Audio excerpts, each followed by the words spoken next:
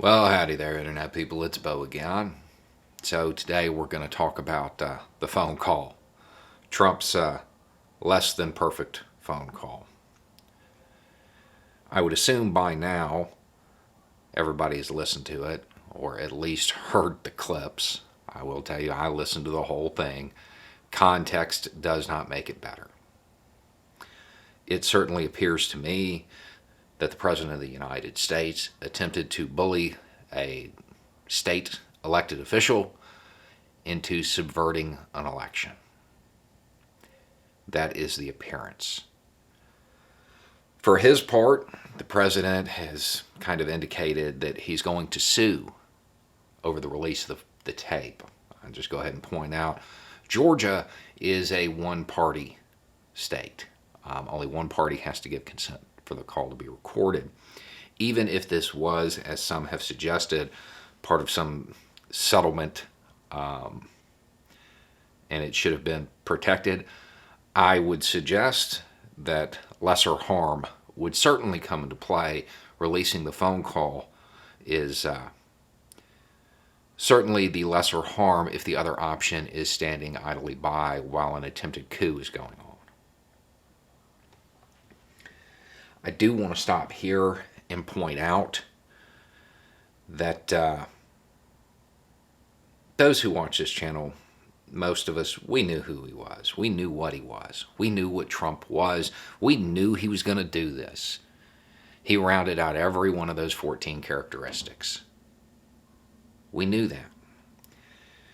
Seeing him do it isn't really a surprise. Honestly, the real surprise to me is how resilient the American system has been at withstanding him, truthfully.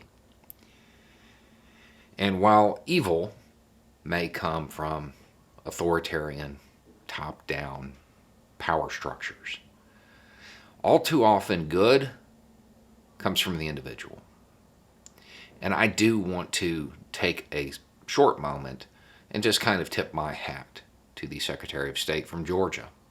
Set politics aside for a second. I don't know that he and I would agree on anything. But I can acknowledge that when this chapter of American history is written, he's going to be on the right side. This is a person who received a phone call from the President of the United States, the leader of their party. It's like, hey, I need a favor. And realistically, it would have been pretty easy to provide that favor. Chose not to. That level of integrity should be the standard. However, all too often it is not. Now the next question. What happens now? What do we do? Many have suggested that the president broke the law. It would appear that way to me. Not a legal scholar, but it certainly looks that way. It should be handled like any other criminal matter. The President of the United States is no longer the president in a matter of days. There will be those people who want to kind of let bygones be bygones. We don't want the scandal, protect the institution of the presidency and all that. I would point out that in order to protect the institution of the presidency, you have to have an elected president. This can't go without accountability. Presidents have skirted the law for a long time. This was incredibly blatant, was incredibly open. Think about the number of people who were on this call, because there's no fear of accountability. I think that that's incredibly important at this point. We will end up losing some of the resiliency this system has shown if the president is able to do whatever they wish and behave as if they are above the law. A lot of presidents have done it. This one took it to an extreme. I would imagine this conversation is going to be going on for a couple of days. There are some other interesting tidbits in the call, beyond what's mainly being reported, is that, obviously.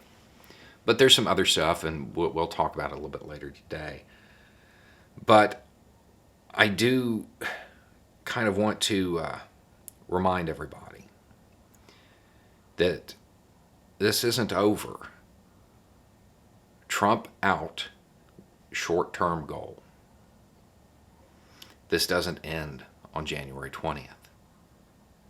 The remnants of Trumpism, of his regime, they'll still be in power in a lot of places. Anyway, it's just a thought. Y'all have a good day.